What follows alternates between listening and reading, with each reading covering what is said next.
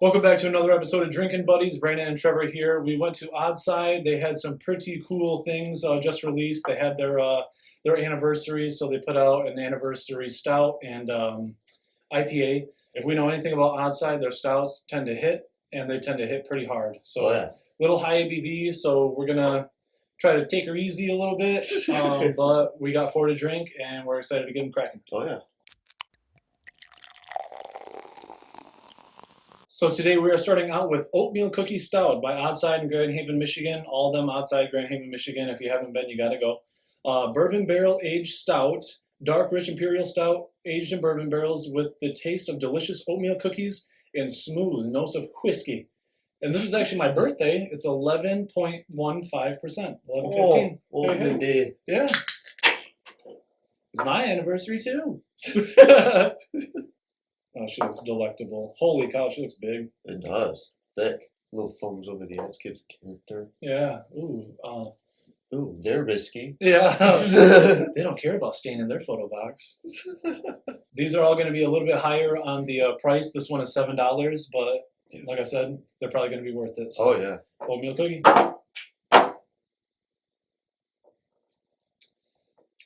Cinnamon. Smooth. Yeah. It's got a nice, like, kind of velvety body, but yet is, like, quickly wiped away. Yeah. Cinnamon, I actually get a lot of oat flavor, which is kind of weird to say. Like an oatmeal raisin cookie, like how you can feel the individual oats.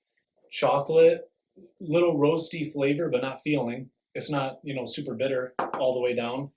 And then, yeah, just a good little spice of some bourbon. I feel like it's got a lot of oakiness to it. It is oaky. I'll definitely. Maybe it might be the alcohol percentage, but the oak and the oats are similar in words, and also they pair really well together. Yeah. Somehow, I didn't plan that, but they really do. Oat and oak. Yeah. It's kind of a really cool flavor. Who would have thought? Yeah. And you can tell that it is 11.15% alcohol. All day. It doesn't mask the alcohol very well. No. Because it really comes through. Got a pretty good bourbon. It ends with a really heavy bourbon. Yeah. I think up front is like that cinnamon kind of cookie flavor, but it is wiped away really quick with a good heavy oaky stout. Then ends with that little bit of alcohol. But you're left with like a fresh oatmeal cookie taste in your mouth. Yeah, that's true. The alcohol is too much. Like it kind of overpowers it. I got to go with a 3.8. Yeah. I'm sorry. I got to go with a 3.8 because it is pretty good. But I was just hoping for more of like a dessert stout. Yeah. Yeah, I'll meet you there. Second beer, again, $7. Tiramisu Stout, dark, rich Imperial Style brewed with chocolatey coffee and aged in bourbon barrels for a velvety tiramisu flavor and smooth notes of whiskey. 11.15. All the heads are like super rich, dark amber. Yeah. And you can tell that it is a big stout. Tiramisu Stout? Have you had tiramisu? No, I have not. Me neither. Oh, that's better. Yes. That is chocolate, coffee, and it masks the bitterness and the oakiness and the whiskey. Yeah. Completely almost. Oh my gosh, you're right. It does. Like this is like night and day. Because this has got to be the same percent. Yeah. Yeah, 11.15. And it's... Already. I absolutely love it. Yeah. And I'm not a coffee guy, but I mean, tiramisu, the dessert, coffee, chocolate, cinnamon dusting. I love this. Coffee, chocolate, cinnamon dusting. Coffee, chocolate, cinnamon. It's almost got like a frothy, creamy taste. Yeah. Yep. You know what I mean? Yep, exactly. And flavored with cocoa. But there are recipes that include cinnamon. Okay. But that's cocoa on the top that you're seeing. Okay. Cacao. Anyways, a little bit of cinnamon. That was still all I'm saying. It a off. dash of cinnamon. It's way creamier. And it's almost like it's got like a creamy aftertaste. Yeah. Is where I don't know. It's a lot bigger bodied, and because the other one was dry, this is sweeter. I wonder if it says chocolatey coffee, but I could swear it's chocolate and coffee because this body is a lot more velvety, creamy, and it does not finish with that alcohol oak burn. No, not at all. And I love it. Yeah. And you're right, it is night and day difference. I bet this could butt heads with a KBS original or a KBS cinnamon cocoa vanilla. I want to see these two duke it out. Put them in the ring. Yeah. Better on draft. I want to see, instead of breweries butting heads, I want to see beers from different breweries butting heads. And everyone sees, who did that style of beer better. Right. Isn't that what you guys do? Cut it. So I don't get a lot of cinnamon, which you probably don't get a lot of it in the dessert anyways, but a little bit of cinnamon would really freaking kick this up. I mean, I'll be excited next wintertime, I'll be excited if that comes back around. Oh, yeah. For sure. I mean, I'm already It should be a mainstay if they're going to keep them. a seasonal mainstay. Yeah. I'm already at like a 4.2. Yeah, I'm right there with you. Really? A 4.2? Yeah, that's exactly where I was thinking. Oh my gosh. Okay. Well, So, cool. yeah. Let's not chug it, but if there was a dry winter night and we had a bonfire, I might be able to drink 3 of these. What if it was a wet winter night? Down to 1? Then I'd be inside and I could probably drink 3 of these. Third beer, they're hitting hard. Getting heavier. But we have our vision. Troopers. Yes. It's running the marathon, essentially. I'm waiting for my nipples to start bleeding. I put duct tape over mine because I knew this was going to be a run.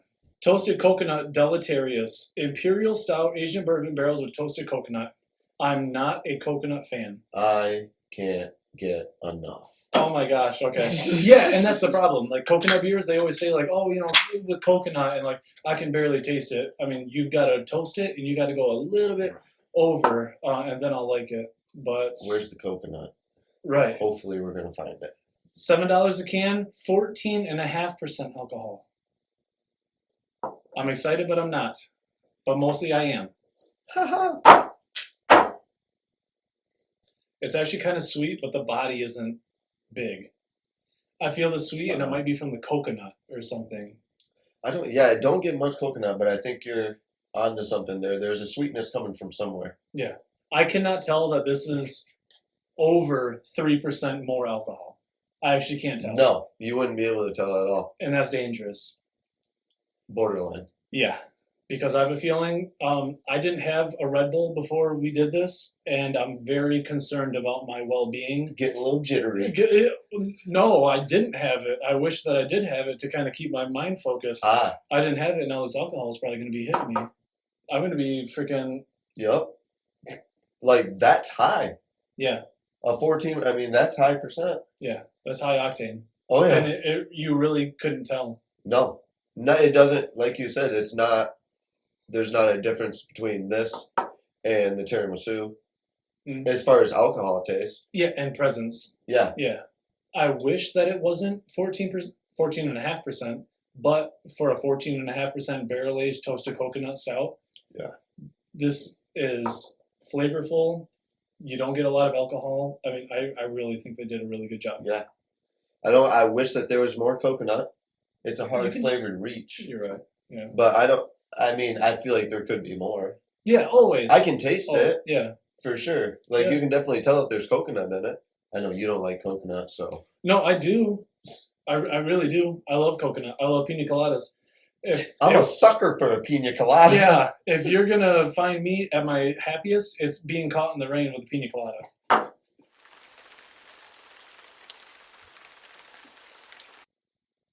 I'm embarrassed, but that is true. I love pina coladas. And I love rain.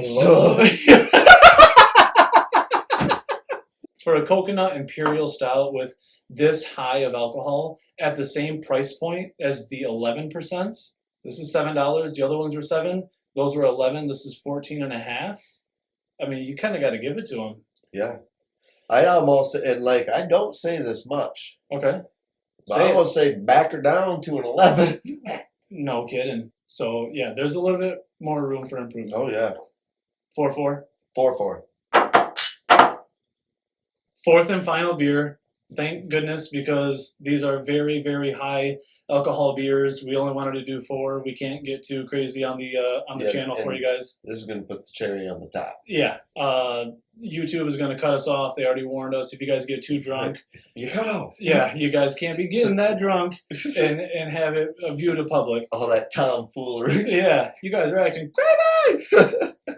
We have 12th anniversary Imperial Style Asian bourbon barrels with cocoa and vanilla. To celebrate our 12th anniversary, we created this limited edition Imperial Stout. It was aged in bourbon barrels for 12 months. Holy cow. Is it because it was the 12th? Oh my anniversary? goodness.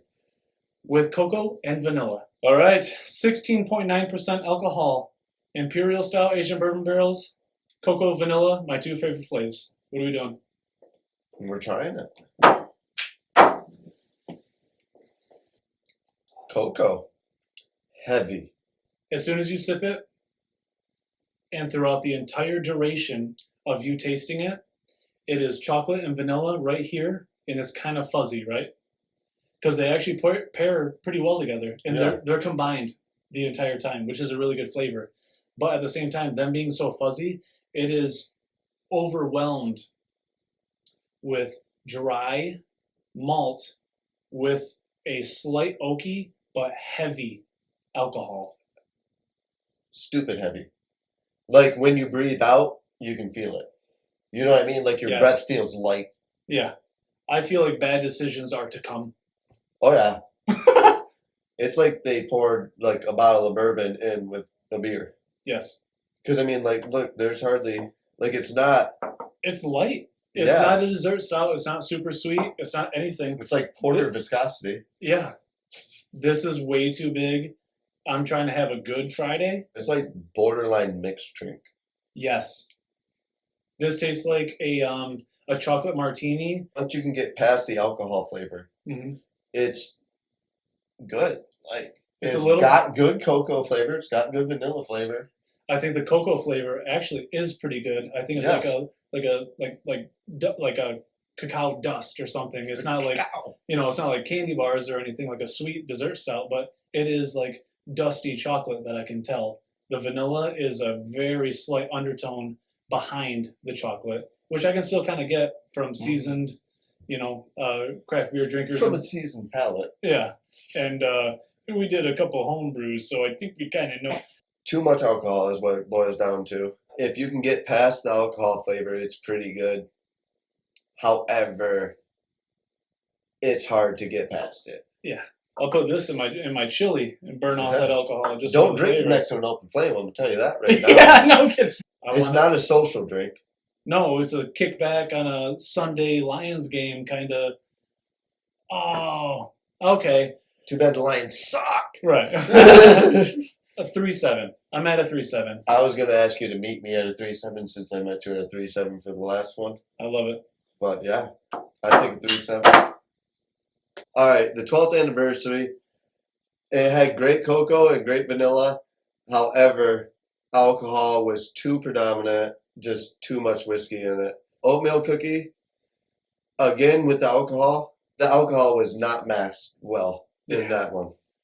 Tiramisu, it had a good like frothy, creamy flavor, which I didn't know that was a flavor until I tried this, but somehow made me see a new light. Toasted coconut Deleterious.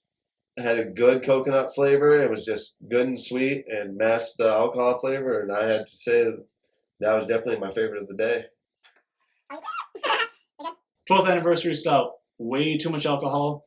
I got the flavors, but they were just fuzzy, like TV static, compared to this surround sound quality of oak and alcohol. You wanted the adjuncts to be Comcast, but what you got was Dish. God dang it, that was perfect. Oatmeal cookie, first sip, really good. Cinnamon, oats. It really did taste like an oatmeal cookie. The more you drank it, the more the alcohol came through, and it really didn't mask it. There was a lot of alcohol presence. They went really light on the adjuncts, and the body somehow, I don't know what happened. Toasted coconut Deleterious. Good amount of coconut flavor.